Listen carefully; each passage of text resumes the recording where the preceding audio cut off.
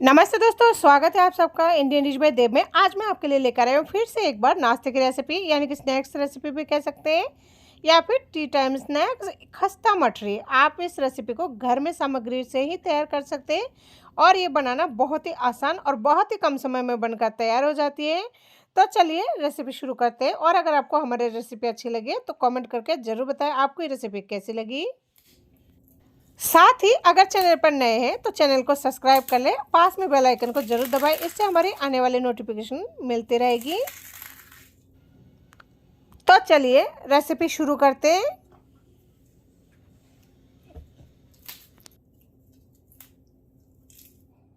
इस रेसिपी के लिए हमने यहाँ पर लिए 1 कटोरी मूंग की दाल। ये पीले वाली मूंग की दाल है और बिना छिलके वाली मूंग की दाल को हमने 3 से 4 घंटे तक भिगो लिया था। वैसे मूंग की दाल बहुत जल्दी भीग जाता है। आप देख सकते हैं इसे हाथों से दबाने से ये आराम से कट रहा है, यानी कि अच्छी तरह फूल चुके हैं। और अगर ये अच्छी तरह नहीं फूलती है तो आप उसे 10-15 मिनट के लिए और रख दें तो ये अच्छी तरह फूल जाएगी। तो चलिए अब हम इसकी एक फाइन पेस्ट बनाकर तैयार कर लेते हैं।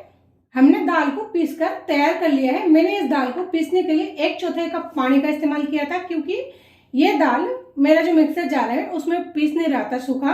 आप कोशिश करें कि बिना पानी के पीसने की तो सबसे बेस्ट रहेगा, यानी कि उसमें आटा कम लगेगी। तो चलिए अब आगे की तैयारी कर लेते हैं। अब हम यहाँ पे एक बर्तन ले लेंगे जिसमें हम इस डो को तैयार करेंगे। इस डो में हम पीसी हुई दाल को डाल देंगे। अब हम इसी कटोरी से 2 कटोरी गेहूं का आटा का इस्तेमाल करेंगे, जिससे हम नॉर्मली रोटी बनाते हैं। स्वाद अनुसार नमक, आधी चम्मच अजवाइन। अजवाइन को हम मसल के डालेंगे, इससे बहुत ही अच्छा फ्लेवर आता है। आधी चम्मच हींग, हींग से फ्लेवर के साथ साथ टेस्ट भी अच्छा आएगा। आधी चम्मच दरदरा कुटी हुई काली मिर्च पाउडर। मोरन के लिए हम यहाँ पे 4 छोटे चम्मच तेल का इस्तेमाल करेंगे। अब हम इस मिश्रण को अच्छी तरह हाथों की सहायता से मसलते हुए एक डो तैयार कर लेंगे। आप चाहे तो मोरन में ऑयल की जगह पे घी का भी इस्तेमाल कर सकते हैं। दोनों में से किसी का भी इस्तेमाल कर सकते हैं, जो आपको पसंद हो। आप देख सकते हैं हमें ऐसा लग रहा है कि जैसे ये 2 कप आटे से, यानी 2 प्याले आटे में 1 प्याली दाल बिल्कुल परफेक्ट बैठेगा। आप देख पा रहे होंगे आटा काफी पानी को सोख लिया है, यानी काफी दाल को सोख लिया है। तो चलिए एक डो तैयार कर लेते हैं, उसके बाद में देखते हैं हमें पानी की या फिर आटे की आवश्यकता पड़ेगी या फिर नहीं।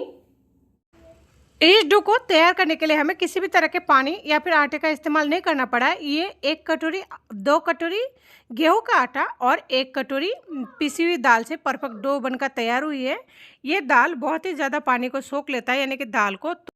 अगर आप दाल को पीसते वक्त पानी का इस्तेमाल नहीं करेंगे, जो मैंने 2 चम्मच पानी का इस्तेमाल इसमें किया था दाल को पीसते वक्त, तो आपको 1 कटोरी पिसी हुई दाल में 1.5 कटोरी आटा है, बिल्कुल परफेक्ट बैठेगा। इस डो को हम रेस्ट के लिए नहीं रखेंगे, इस डो को हम हाथों हाथ बनाकर तैयार करेंगे। तो चलिए बेल कर तैयार कर लेते हैं। बनाने के लिए आप इसमें से जितने बड़े साइज के बनाना चाहते हैं उतने बड़े साइज के बना लें, और सेम तरह से इस तरह से गोल करके हाथों से, चाहे तो आप इस तरह हाथों की सहायता से हल्का सा दबा देंगे तो ये बिल्कुल परफेक्ट मठरी बन जाएगी। या फिर आप चकले पर, यानी कि बेलन और चकले पर बनाकर भी मठरी बना सकते हैं। तो चलिए आज हम बेलन और चकले पर बनाकर तैयार करते हैं। हमने यहाँ पे इतनी बड़ी लोई तोड़ ली है। अब इसकी गोल आकार दे लेंगे हाथों की सहायता से। इसको बेलने के लिए हम कोई भी आटा या ऑयल का इस्तेमाल नहीं करेंगे, लेकिन आप चाहे तो कर सकते हैं अगर आपको बेलने में परेशानी हो तो। अब मटरी को आकार देने के लिए आप किसी भी प्याली जिसका कंधा इस तरह से कटा हुआ हो, ऐसा होना चाहिए, या फिर कुकी कटर, जो भी आपको पसंद हो आप उसी का इस्तेमाल कर रहे हैं। कई बार प्याले भी बहुत अच्छी इस तरह की कट वाले आती है, तो आप उसका भी इस्तेमाल कर सकते हैं। सेम तरीके से हम इस तरह दबा देंगे पहले। अब बाकी का जो है उसे निकाल लेंगे। अब इस मटरी को हम एक साइड में थोड़ा सा ऑयल लगा लेंगे या फिर घी, इस तरह से फोल्ड कर देंगे। आप चाहे तो पानी का भी इस्तेमाल कर सकते हैं। फिर हम इसे दोबारा से इस वाले हिस्से में, यानी दोनों तरफ में से, दोनों हिस्से में से किसी भी एक तरह लगाना है, इस तरह लगा लेंगे। फिर इस तरह, जिस तरह हम त्रिकोण वाले पराठे बनाते हैं ना, सेम उसी तरह से बनाना है। अब इसे बेल लेना है हल्के हाथों से दबाकर, बहुत ज्यादा नहीं, बस 1 बार या फिर 2 बार। इससे अच्छी परतें बन जाएगी और काफी क्रिस्पी तो होएगी, क्योंकि हम इसकी मूंग दाल से बना रहे हैं। आटे की क्वांटिटी हमने यहाँ पे कम ही रखा है। तो चलिए आप देख पा रहे होंगे ये कितनी बढ़िया मटरी बनकर तैयार हुई है, त्रिकोण वाली, और साथ में इसमें कितनी परतें भी आई है, बिल्कुल परतों वाली है। तो चलिए इसी तरह सारे बनाकर तैयार कर लेते हैं। हमारे सारे मटरी बनकर बिल्कुल तैयार हैं। जिस टाइम आप मटरी को बेलन से दबाएं तो उस टाइम थोड़ा हल्के हाथों से दबाएं ताकि ये बहुत ज़्यादा पिचक ना जाए।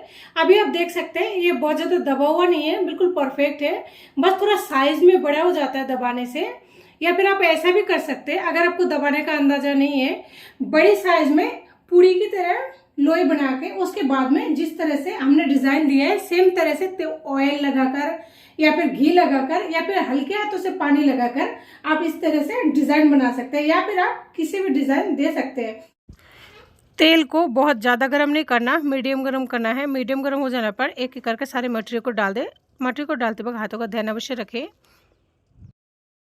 आप देख पा रहे होंगे हमें मटरी को बहुत ज़्यादा छेड़छाड़ी करने की कोई आवश्यकता नहीं है। जैसे हम तेल में डालेंगे उसके बाद अपना आप ही ऊपर आ जाएगा, और अगर नहीं आती है तो आप एक साइड कुछ सेकंड के बाद में हल्के हाथों से पलट दें। और इस पूरे प्रोसेस में मटरी को फ्राई करने के लिए गैस को धीमे ही रखना है, तभी क्रिस्पी हो पाएगी, यानी कि अच्छी तरह खस्ता हो पाएगी। हमारी ये जो मटरी है बिल्कुल तैयार है।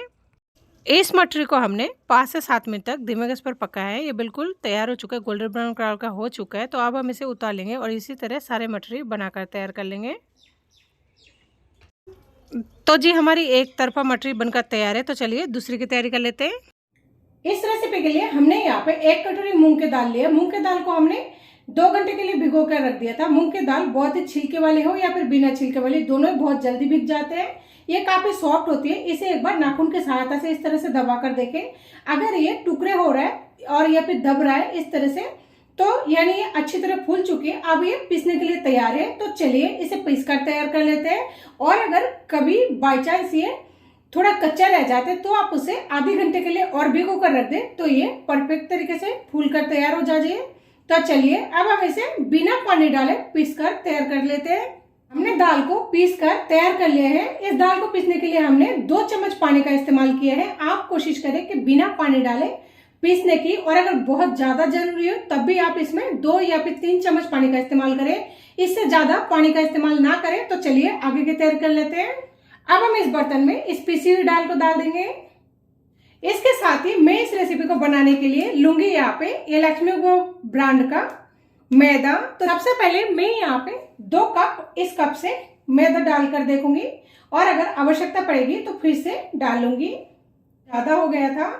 तो चलिए स्वादानुसार नमक, साथ में हम लेंगे आधी चम्मच जीरा। जीरा को हम क्रश करके डालेंगे, इससे बहुत ही ब्रेव फ्लेवर आएगा। कस्तूरी मेथी को हमेशा इस तरह क्रश करके डालें ताकि जो पत्ते हैं वो नीचे आसानी से निकल जाए, और जो डंठल है उसे अलग कर दें। ये जो डंठल है ये किसी काम का नहीं है, इसे हमेशा अलग ही कर दें। तो मैंने यहाँ पे 5-7 काली मिर्ची को दरदरा कूट लिया है। आप चाहे तो काली मिर्च पाउडर का भी इस्तेमाल कर सकते हैं। साथ में हम यहाँ पे लेंगे आधी चम्मच हींग। इससे फ्लेवर के साथ साथ टेस्ट भी काफी अच्छा आएगा, और अगर पेट से संबंधित यानी गैस की अगर कोई प्रॉब्लम है तो इससे भी आपको काफी फायदा मिलेगा। मोरन के लिए मैं यहाँ पे 1/4 कप ऑयल का इस्तेमाल करूंगी। आप चाहे तो घी का भी इस्तेमाल कर सकते हैं। हम डालेंगे आधे चम्मच अजवाइन। अजवाइन क्यों, हमेशा क्रश करके ही डालें, इससे इसका ऊपर का छिलका उतर जाता है। इस वजह से इसका जो फ्लेवर है सारी अच्छी तरह उभर के आती है। अब हम सबसे पहले इस मैदे को सारे मिश्रण के साथ में यानी कि मोरन के साथ में अच्छी तरह मिक्स कर लेना है। इसमें पहले हम पानी का इस्तेमाल नहीं करेंगे क्योंकि जो दाल है वो काफी मॉइस्चर होती है दाल में, इसलिए सबसे पहले एक बार एक डो तैयार कर लेंगे। उसके बाद ही अगर जरूरत पड़ेगी तो ही हम पानी डालेंगे। आप देख सकते हैं अभी ये काफी ज्यादा गीला है। तो चलिए इसमें 1 कप और मैदा का इस्तेमाल कर लेंगे। मैं इस डो को लगाने के लिए 4 कप मैदे का इस्तेमाल करना पड़ा। पहले हमने इस कप से 2 कप मैदा लिया था, उसके बाद में हमने 2 कप और मैदा लिया। ये काफी छोटा कप है, इस वजह से 4 कप मैदा का इस्तेमाल करना पड़ा। अगर आप चाय पीने वाली कप से मैदा लेंगे तो आपको 3 कप मैदा और 1 कप पीसी हुई दाल का इस्तेमाल करने से परफेक्ट डो तैयार हो जाएगी। तो अब हम इसके छोटे छोटे लोई तोड़ लेंगे। आप जितने बड़े साइज की मटरी बनाना चाहते हैं आप उतने बड़ी साइज की बना लें। आप चाहे तो इसे हाथों की सहायता से गोल आकर देते हुए, जिस तरह हम आटे के लिए लोई बनाते हैं उस तरह देते हुए, इस तरह बीच में यानी कि कोने पर इस तरह लाके इस तरह से भी बना सकते हैं। इस तरह हल्के हाथों से दबा के ये भी परफेक्ट मटरी बन जाती है। और चाहे तो अभी मैं आपको दूसरा तरीका बताती हूँ। अब मैंने यहाँ पे इतने बड़े साइज का एक लोई तोड़ लिया है। इसे भी वैसे ही करेंगे जैसे हम लोटरी के लिए गोल तैयार करते हैं पहले। उसके बाद आप चाहे तो इसे तेल से भी बेल सकते हैं, लेकिन मैं यहाँ पे मैदे का इस्तेमाल करते हुए बेलूंगी। आप चाहे तो इसे गेहूं के आटे से भी बेल सकते हैं। तो चलिए इसे इस तरह बहुत बड़े साइज के बनाना है, यानी कि चारों तरफ गोल करना है। ये जो किनारे हैं ये बराबर मोटी होनी चाहिए, एक तरफ मोटा या फिर एक तरफ पतला नहीं होना चाहिए, इससे मटरी अच्छी नहीं बनेगी। तो इसे बराबर कर लेंगे। सबसे पहले इस तरह से लगातार बेलते हुए, अगर आपका मोरन परफेक्ट होगी तो आपको बार बार उठाने की या फिर कुछ करने की जरूरत नहीं है, ये अपने आप ही बेलते जाएगी। तो चलिए अब ये अच्छी तरह बड़ा बन चुके हैं। अब इसमें मेरे पास फिलहाल फोक चम्मच नहीं है, इस वजह से मैं यहाँ पे चाकू का इस्तेमाल करूंगी। अगर आपके पास फोक चम्मच हो तो आप उसी का इस्तेमाल करें। इसमें इस तरह से छोटा छोटा कट लगा लेना है, इससे हमारी जो मटरी है ये फूलेगी नहीं और काफी ज्यादा यानी कि दुगनी क्रिस्पी हो जाएगी। परफेक्ट जो बोलते हैं ना, जिसे परफेक्ट क्रिस्पी होना, वो हो जाएगी। सारे में इस तरह से कर लेना है, पूरे में कहीं भी मतलब छूटना नहीं चाहिए। यानी हमारी जो मटरी है इस तरह करने से ये फूलेगी नहीं और परफेक्ट तरीके से मटरी बन जाएगी, जिस तरह हमें बाजार में मिलती है।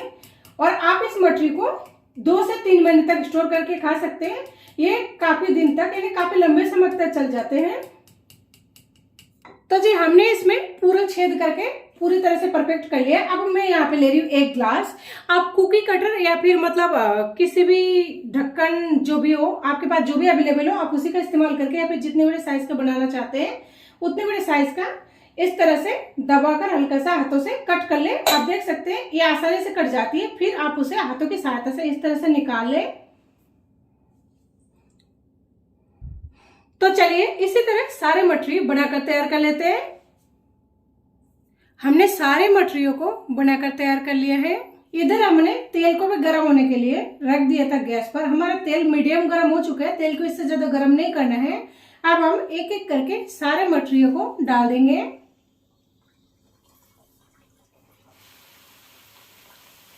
मटरी तरफ एक तरफ से सिक जाए या फिर सिक के आप देख पा रहे होंगे ये अपने आप ऊपर आ चुका है। तो ऐसी तरह हम इसे पलट देंगे। देख सकते हैं ये अपने आप ही ऊपर आ रहा है जो सिक गया है पहले। तो इसी टाइम हमें इसे दूसरी तरफ पलट देना है ताकि ये दूसरी तरफ भी अच्छे से सिक जाए। एक बार में जितनी मटरी आती है आप उतनी डालें, इससे ज्यादा नहीं डालें। अगर ज्यादा डालेंगे तो मटरी खस्ता नहीं बन पाएगा। और पूरी प्रोसेस को यानी कि मटरी को डालने के बाद में आपको पूरे प्रोसेस तक फ्राई करने के लिए गैस को धीमा ही रखना है।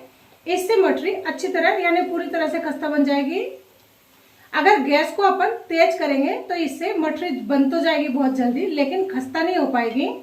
वो थोड़ा जैसे सीलन सा होता है ना, वैसा हो जाएगा। तो चलिए सारे मटरी को फ्राई कर लेते हैं। हमें मटरी को फ्राई करते हुए लगभग धीमे गैस पर 10 से 12 मिनट हो चुके हैं। आप देख पा रहे होंगे हमारी मटरी बिल्कुल परफेक्ट तरीके से फ्राई हो चुकी है और काफी ज्यादा खस्ता भी हो चुके हैं। तो चलिए अब हम इन मटरियों को उतार लेते हैं और इसी तरह सारे मटरी बनाकर तैयार कर लेते हैं। तो जी दूसरी मटरी भी हमारी बनकर तैयार है। तो आप भी इस रेसिपी को एक बार ज़रूर ट्राई करें और अगर आपको हमारी ये रेसिपी अच्छी लगे तो लाइक करें, शेयर करें, सब्सक्राइब करना बिल्कुल ना भूलें।